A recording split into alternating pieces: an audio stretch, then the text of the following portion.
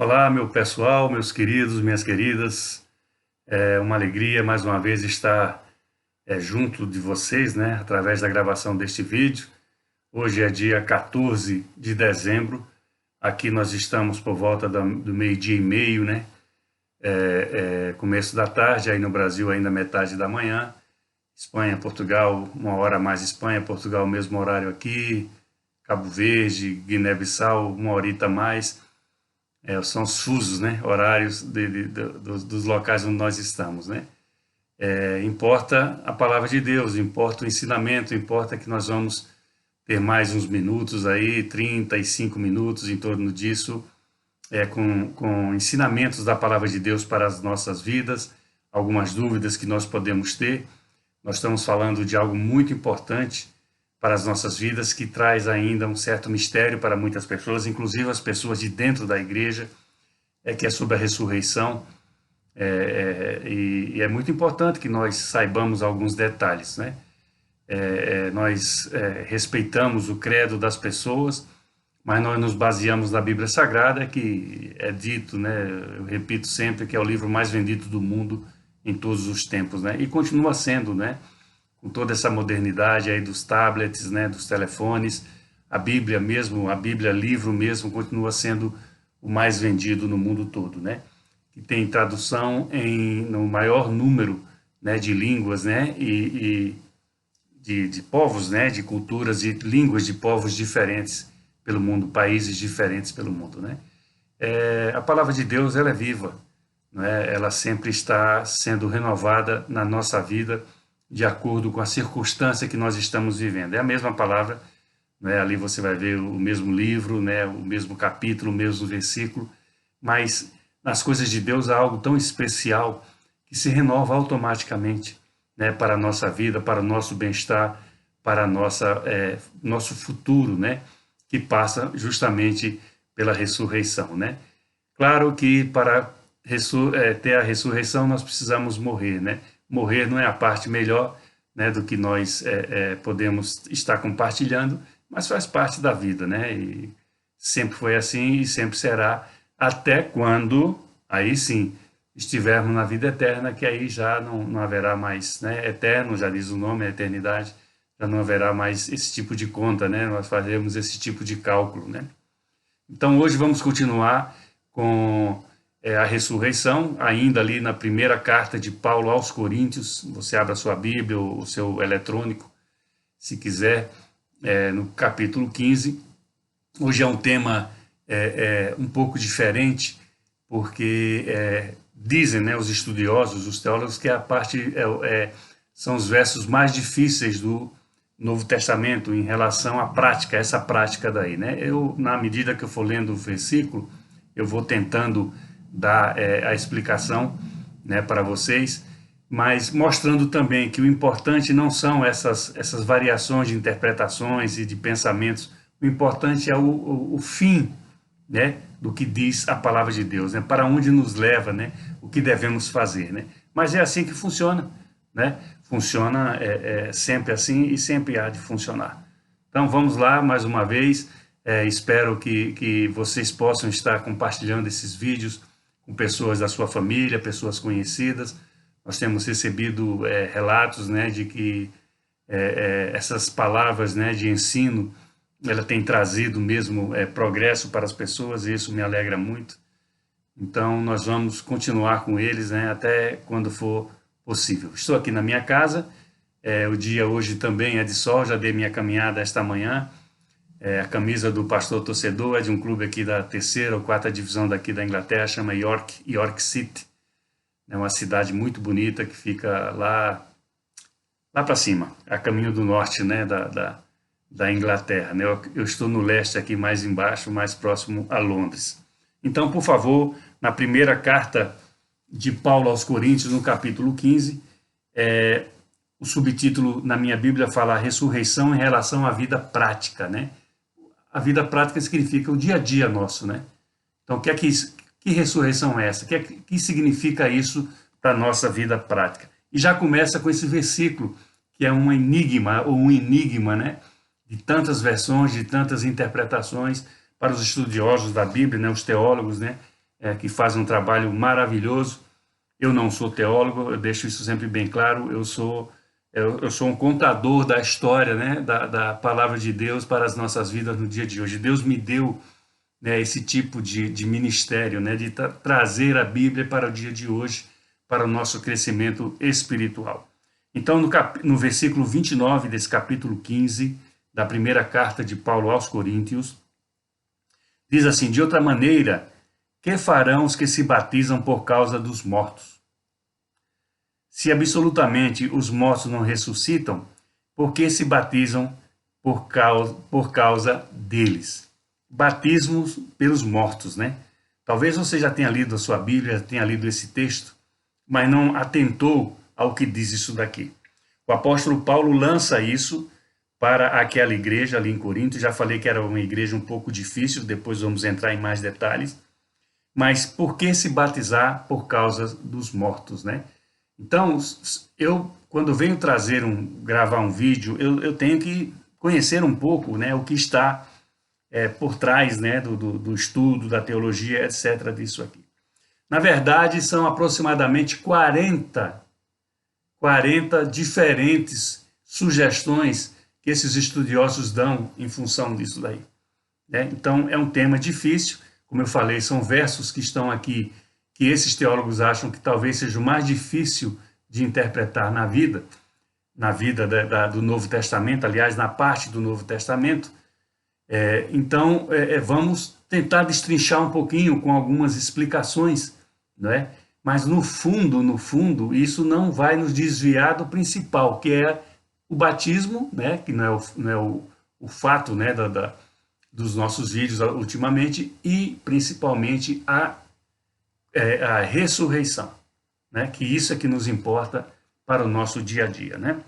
Então, por exemplo, como eu falei, né, seria uma prática sem fundamento bíblico, que Paulo aproveita para mostrar a incoerência dos seus oponentes em Corinto, né? Então, eu estou com a cola aqui na frente, vou abaixar um pouquinho, né, a vista. Então, Paulo usa isso contra aqueles que o perseguiam. Aí nós temos que entender primeiro a história de Paulo, né? Paulo perseguiu a igreja. Paulo foi chamado por Deus, teve um encontro com Jesus quando ia a Damasco aprisionar cristãos. Ele teve um encontro com Jesus um tempo depois, né? Ele se torna um apóstolo, né, de Jesus, mas não para os judeus, porque os judeus conheciam muito bem, sabiam que ele era um homem muito gabaritado, muito preparado intelectualmente falando, um estudioso, né, do Velho Testamento, né, do livro antigo, né, da Bíblia Sagrada. Então Deus, né, usa a sua maneira de trabalhar com cada um de nós, e nesse caso com Paulo envia ele para os gentios, né, para aqueles que não eram judeus, como os judeus eram o povo de Deus. Ele envia para os outros, porque com certeza se Paulo fosse pregar para os judeus, não teria credibilidade, porque os judeus conheceram ele ao longo da sua trajetória, né, como um escriba, né, como um doutor da lei, vamos assim dizer, né, aquele grupo, né, ali dos sacerdotes, dos fariseus, dos saduceus, era um grupo muito grande ali em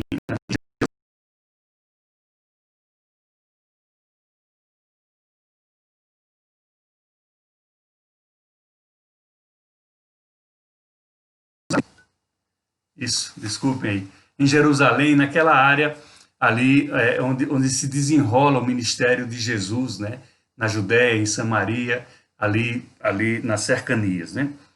Então, essa prática de batizar-se pelos mortos também vira doutrina numa denominação chamada de Mormons, né, de origem na América, muitos de vocês devem conhecer, e que começaram a fazer essa prática das pessoas vivas se batizarem pelos mortos, porque eles não tinham até então a perspectiva da ressurreição.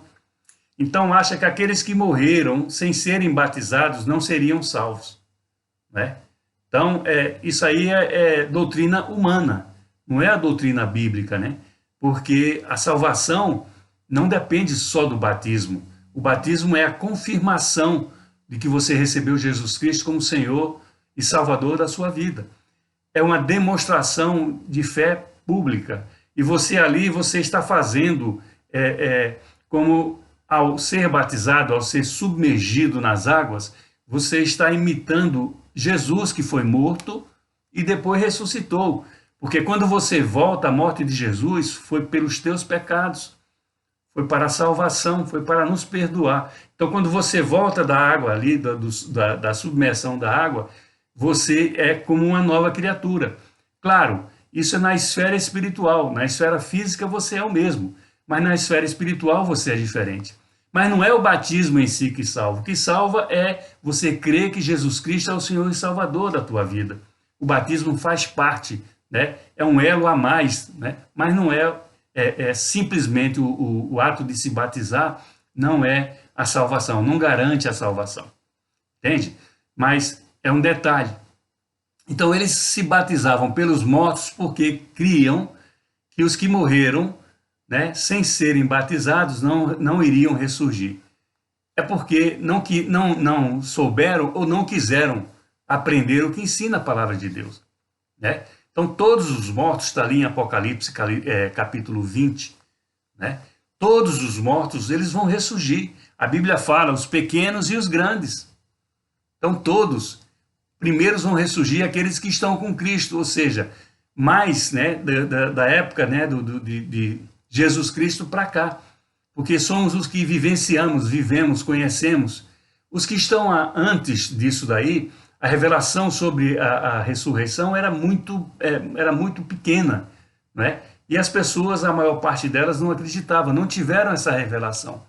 Mas em Cristo, né, quem está em Cristo, né, depois do Novo Testamento, né, antes de Cristo e depois de Cristo, que é a divisão numérica anual do mundo, né, do calendário humano, então esses viveram, né? Paulo, né, em loco, né, primeiro como perseguidor, depois como ajudador, né, obreiro do Senhor, e todos nós por tabela. Por quê? Porque nós temos a ferramenta, nós temos o instrumento que é a palavra de Deus, principalmente o Novo Testamento, que traz toda a história de Jesus Cristo, a razão, né, do ministério dele, ele como homem aqui na terra, como eu e você. Então não há necessidade específica que justifique isso. Mas Paulo usou isso daí. Isso era para desmoralizar, ou para mostrar àqueles que tentavam desacreditá-lo, que isso não existia, porque em Cristo tudo se faz novo. E ele estava pregando para pagãos, para pessoas que não acreditavam em Deus, para idólatras, né, de outros deuses, de outras nações. O Senhor envia ele para outros lugares. Corinto era uma cidade muito grande, mais de 500.000 habitantes, cheio de problemas sociais, de problemas morais, né? Uma população, uma parte dela degradada, né? Por causa de vários problemas que tinham.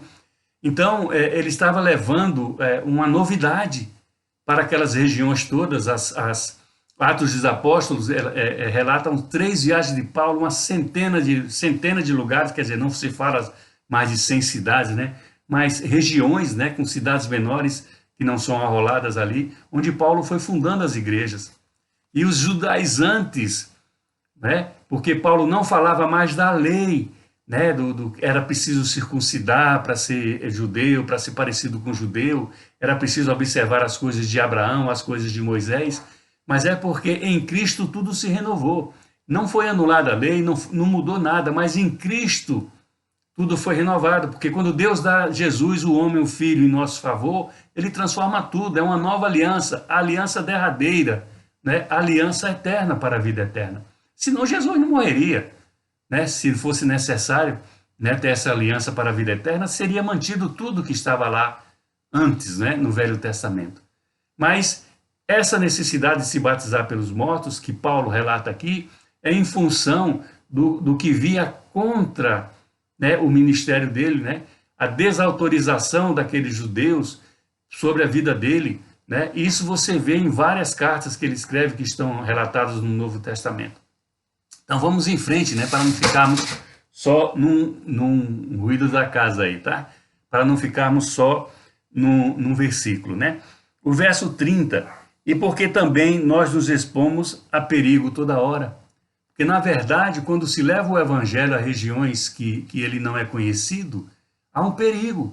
né? Um perigo de rejeição, um perigo de maltratos, e houve muitas vezes isso daí. Paulo foi apedrejado. Paulo teve uma vida que, olha, quem olha só o lado bom, né, dele no Novo Testamento, com a maior parte dos livros do Novo Testamento em seu nome, né, acha que foi fácil, mas não foi. Ele sofreu muito.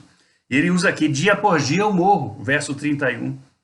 E eu protesto, irmãos. Então eu chamo a atenção de você, meus irmãos, preste atenção no que eu estou dizendo. Pela glória que tenho em vós outros, em Cristo Jesus, o nosso Senhor. Então ele está levando para aquela igreja, para aquela comunidade ali: se como um homem eu lutei em Éfeso com feras, quem me aproveita isso? Essas feras aqui não são as feras animais que nós conhecemos. As feras são os adversários que se levantavam contra ele, e de maneira muito dura. Éfeso foi uma cidade onde ele ficou preso, foi preso mais de uma vez.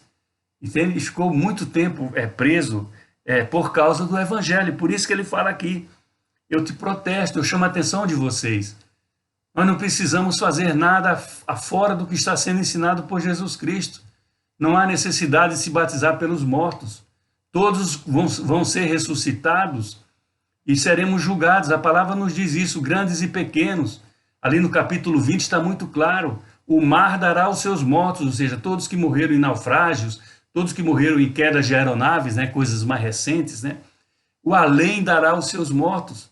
Então todos, né? Deus temos que olhar nisso daí, o grande amor, a graça de Deus, porque ele vai dar uma chance a todos, até aqueles que não conheceram, aqueles que morreram em pecado. Deus vai dar uma chance de restauração dessa vida, né? Depois do governo de 1000 anos de Cristo, né? Uma história longa, já falamos em outros vídeos sobre isso daí, mas é uma história muito longa. Nós temos que ler a Bíblia toda para poder compreender o fio da meada, né? Do ensino de Deus a nosso favor, né? Então ele fala dessas feras, da perseguição humana, né? Do judaizante, das autoridades, daqueles que se beneficiavam da sua cultura, no sentido de práticas contra o que Deus queria, e ganhavam dinheiro com isso, das pessoas, né? Mágicos, né? Magias, etc. E várias outras coisas que são condenadas na Bíblia, né? Então ele fala: o que aproveitaria isso, né? Essa dificuldade que ele teve, né? Dia após dia morro, ele usa essa expressão, né? É a morte física, o cansaço, né? A falta de vontade, às vezes, que tem de seguir em frente, porque são tantos empecilhos, né? São tantas coisas contra, que as pessoas ficam cansadas, né? Daquilo que estão fazendo. Se os mortos não ressuscitam, ainda o verso 32, comamos e bebamos, que amanhã morreremos. Olha, interessante, ele está usando aqui uma expressão que foi dada por Isaías, um dos grandes profetas de Deus. Isaías, ele profetizou entre 700 e 750 anos antes de Cristo. Veja bem, antes de Cristo. Contando o tempo aqui de Cristo, né, o ministério, morte, Paulo, vamos por em torno de 800 anos. Ele lança, eu vou abrir aqui Isaías, no capítulo 22, anote, não precisa procurar agora. Isaías, capítulo 22, verso 13. Isso que ele está escrevendo para os coríntios, né? 750, 800 anos depois, Isaías fala. Isaías está dando uma profecia contra Jerusalém, por causa do descaso, por causa das más práticas, né? Ele fala assim: porém é só gozo e alegria que se vêem. Só estamos vendo isso. Matam-se bois, degolam-se ovelhas, come-se carne, bebe-se vinho, e se diz: comamos e bebamos, que amanhã morreremos, né? Ele repete isso aqui: comamos e bebamos, que amanhã morreremos. Mas Isaías, ele começa: porém só é gozo e alegria que se vê. E olha, meu irmão, minha irmã, como isso é atualizado, porque nós estamos no meio de uma pandemia, alguns lugares melhoraram, outros não, mas as pessoas saíram quando não podiam sair, se ajuntaram quando não podiam se ajuntar, foram comer, foram beber, foram gozo e foram ter gozo e alegria, e não se preocuparam com o próximo, não se preocuparam nem consigo mesmo. Olha como é atual a Bíblia. Só querem saber das coisas deles. Olha, coma-se ovelhas, degolem-se as ovelhas, matem-se os bois, coma-se a carne, beba-se o vinho, as baladas, as festas. Em quantos países do mundo, aqui na Europa, aí no Brasil, cidades do Brasil, né? Aí na própria África, com todas as dificuldades de alguns países africanos, mas em quantos países, em quantos lugares do mundo, houve isso que está aqui na palavra de Deus, relatada 750 anos antes de Cristo pelo profeta Isaías.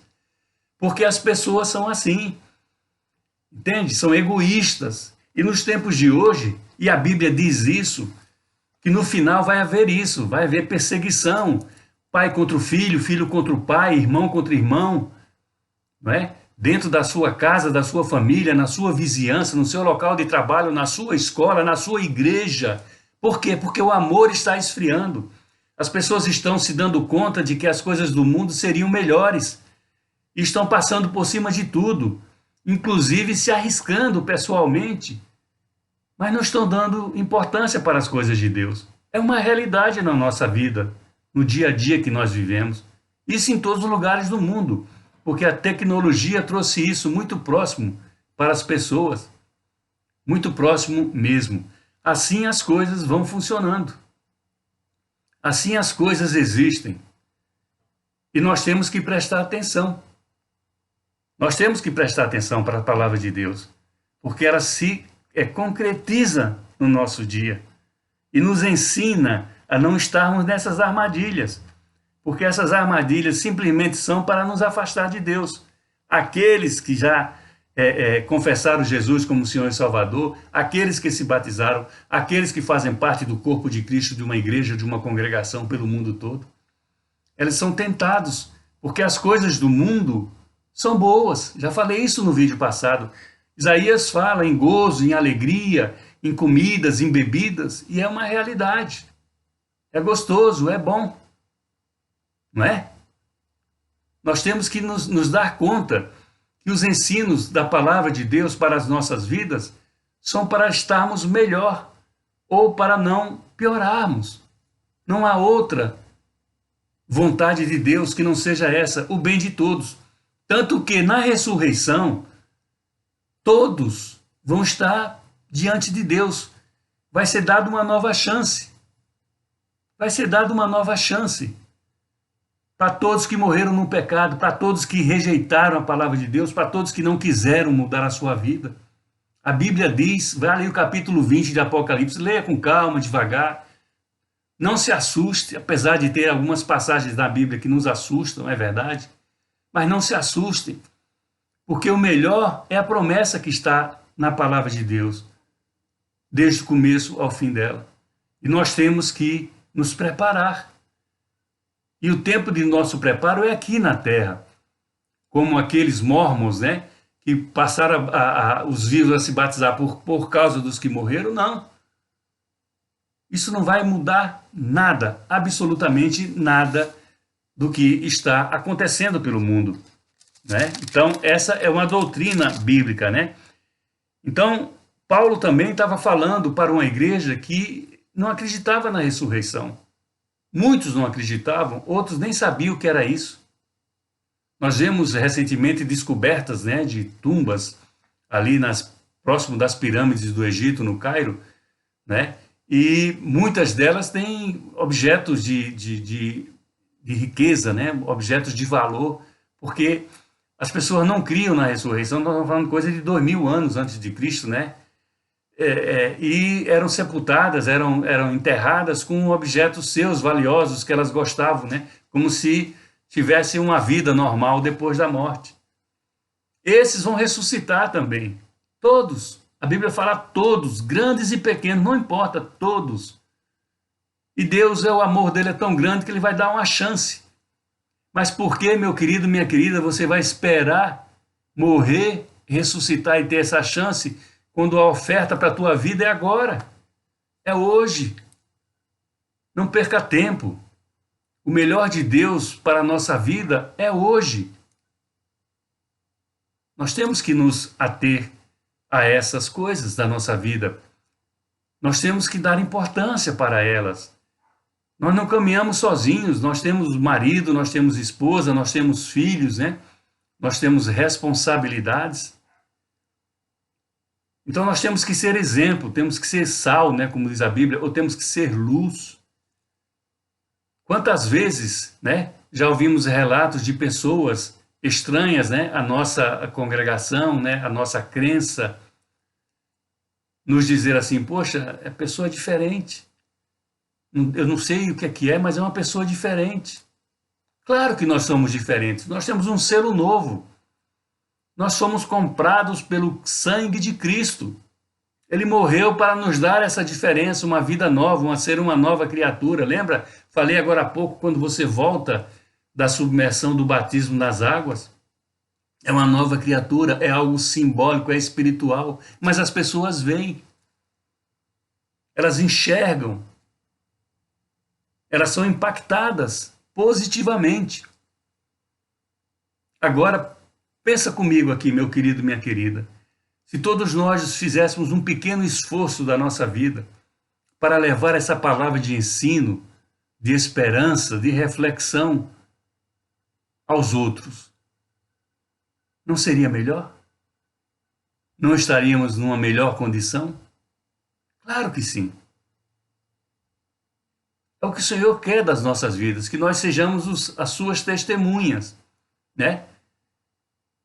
Nós sejamos as testemunhas do que Ele fez na nossa vida. Nós já somos no nosso dia a dia. Mas abre a boca. Até as palavras certas Ele vai colocar na hora que for necessário. Porque, como eu disse, o que ele traz para todos é o melhor. Ele não traz peso, Ele não traz carga, Ele não traz nada difícil. E às vezes as coisas se tornam difíceis na nossa vida porque nós não temos Ele como auxílio. Ele está ali, né? Tipo assim, no banco de reserva. Se for necessário, Ele vai entrar no jogo da minha vida. Não. Ele tem que ser titular absoluto da tua vida. Claro. Ele te criou. Olha, a Bíblia fala que criou a sua imagem e semelhança, ou seja, eu e você, nós somos parecidos com Deus. Aonde você vai conseguir isso? Nós vemos pessoas aí perseguindo através de cirurgias plásticas e uma série outras de inovações do mundo, né? Para ter o corpo perfeito, a face perfeita. Para quê?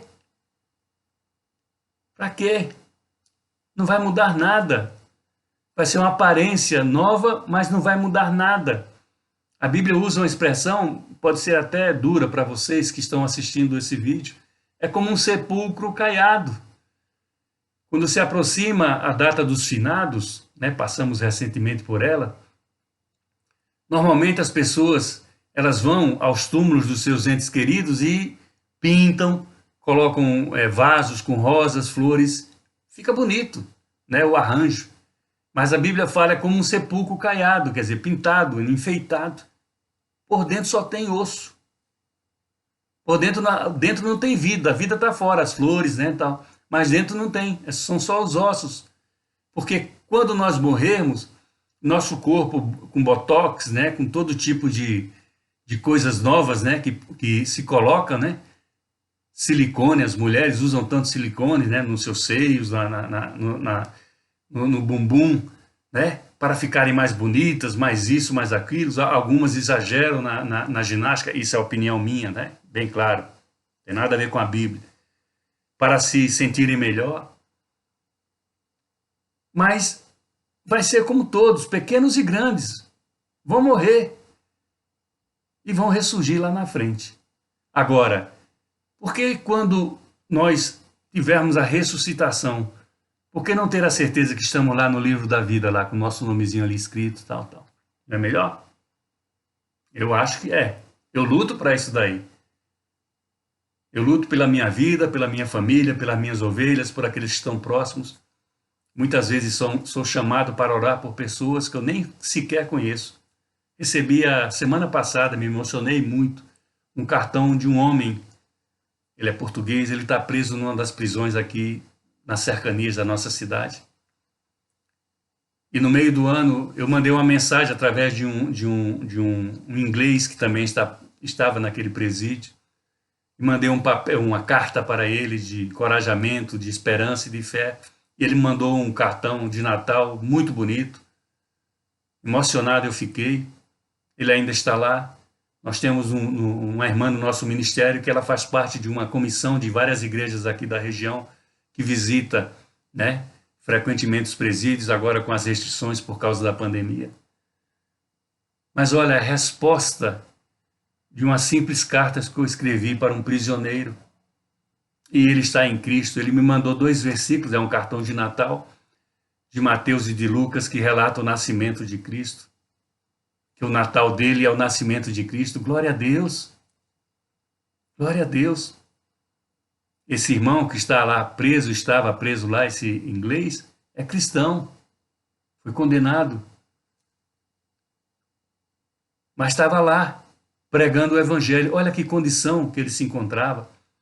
O apóstolo Paulo, mesmo autor dessa carta e de tantas outras, algumas dessas cartas que estão aqui no Novo Testamento foram escritas da prisão. Nem a prisão impediu que ele levasse a boa nova do evangelho, o princípio da salvação. Isso é um exemplo para nós no dia de hoje. Nós temos que nos basear nesses exemplos e sabermos o quanto eles sofreram para que a palavra chegasse a nós, os gentios, né, que não éramos os escolhidos na época, chegasse mundo afora, a partir ali da Ásia Menor, da Turquia, do que é a Grécia, da Turquia, vai para a Itália, entra na Europa, né? E mundo afora depois. Eu era jovem quando 2 missionários, um inglês e um americano, estiveram lá na minha cidade, Maceió.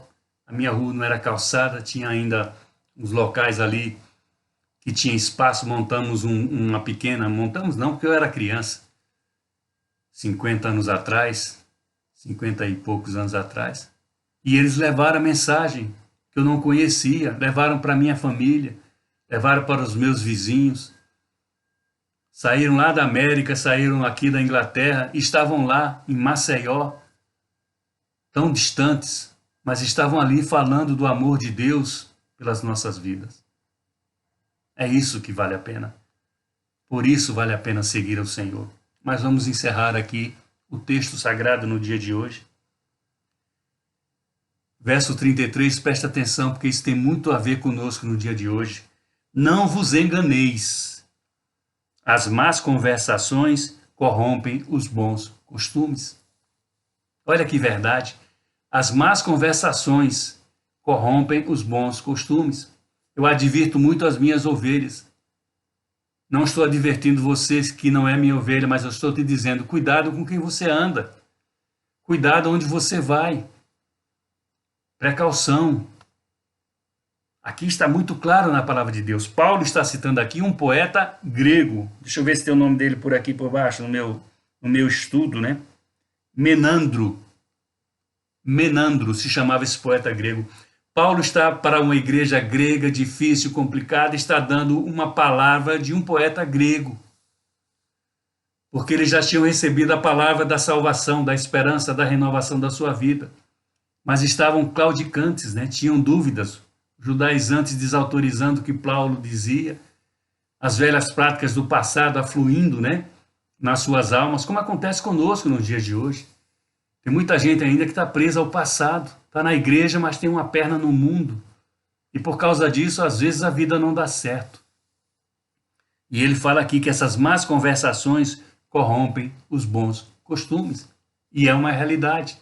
E nós temos que estar atentos a isso na nossa vida, o que está à nossa volta, o que está acontecendo.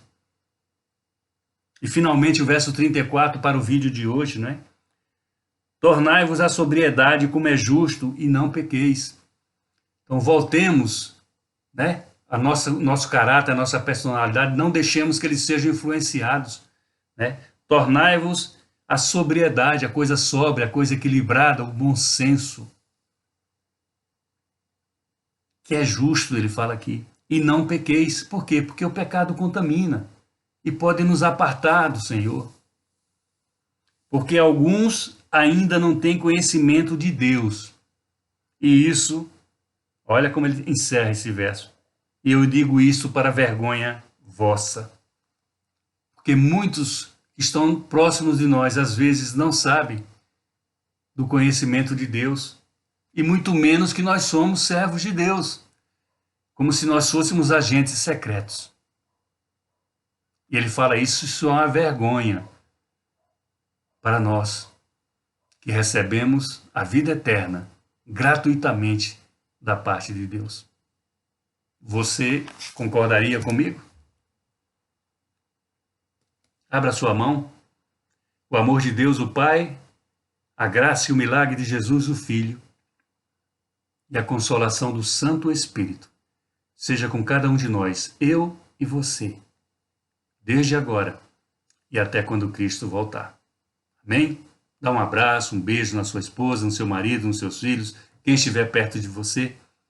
Tenha uma semana abençoada no nome de Jesus. Amém? Um beijão e até o próximo vídeo, né? Se Jesus não voltar. Bye, bye.